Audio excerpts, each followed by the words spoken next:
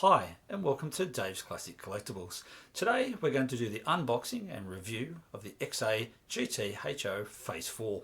We haven't done a Ford here yet, so what a car to start with. Okay, so we'll start the review on the Ford Falcon XA GTHO Phase 4, as it says there. This car was released by Classic Collectables in 2014, so nearly 10 years ago now, and it is quite a good model, and we'll open it up and take it from there. Display box, picture box again, really nice, quite a few nice photos. Now, as we said before, these do normally come with a white outer box. This car's nearly 10 years old now, so unfortunately the white box has been lost, which is a little bit of a shame. And as you can see on this one, there is some yellow stains underneath, which obviously if we had the white outer box, definitely may not have happened, which would have been really quite good. And particularly with a car, these retail now for about $1,500, so quite a lot.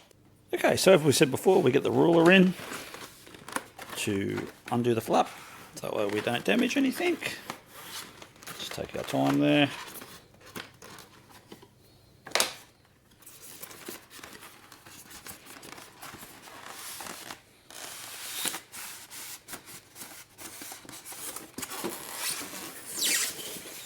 Okay, so as always, we get a certificate of authenticity. So with these ones, these have the numbers on the certificate. As we've said earlier, with some of the newer classics now, most of the newer classics now, they have the number underneath the chassis, which we said was a lovely touch.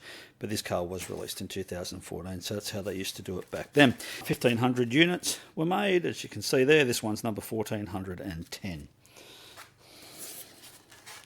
So we open it up, and there she is.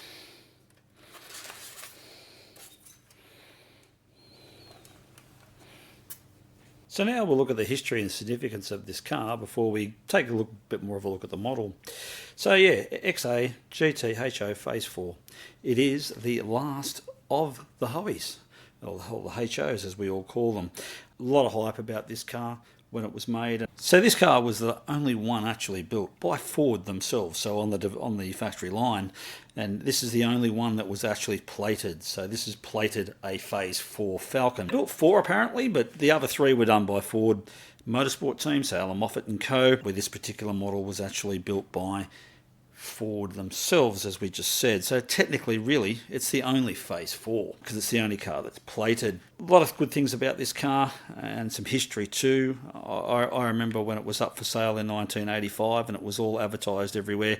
There's a Phase 4 and no technology back in 1985, no computers and things like that. So it went Phase 4, and they never built a Phase 4. But they did, and this is the one. The car was actually originally ordered by Jack Bradman, and it was ordered by obviously his Ford. He had a Ford dealership in Sydney. He actually ordered it for a personal car, and it was ordered in 1972. When it actually arrived at his dealership, he realised that he actually didn't want it because it was a manual.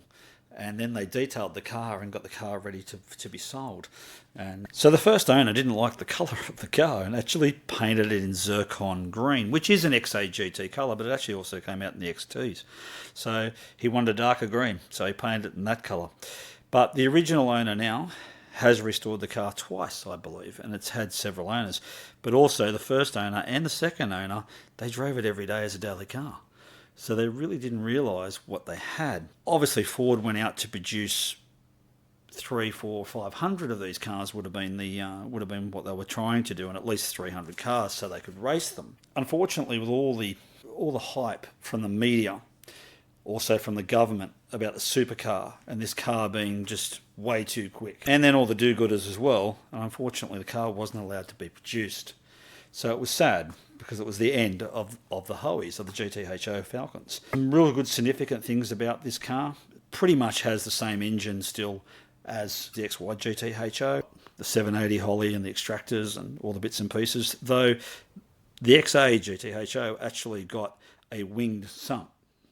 The fuel tank had a 164 litre fuel tank in the back, so basically the spare wheel in the back where it would have to be reseated in the well couldn't be manufactured because obviously they put a larger fuel tank in it for 164 litres. The Bathurst globes, what a story they are. 15-inch globes on the XA GTHO Falcon.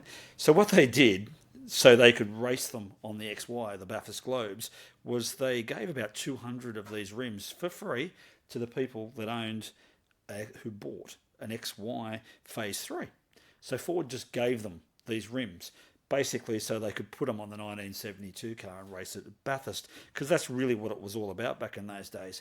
You know, win on Sunday and sell on Monday was definitely the slogan. So I'll have a good look at the model now, and Classic's done a pretty good job with this car. And for my item now that's 10 years old, as we said, we've talked on previous episodes about rust and paint perfections, the car is really, really good. It looks exactly what it's supposed to look like. It's got some very nice finishing touches on it. The back window's got the Jack Bradman dealership logo. On the console, which was unique to the Phase 4, that has Phase 4 written on it, GTHO Phase 4. Engine bay is really, really good. The model looks great.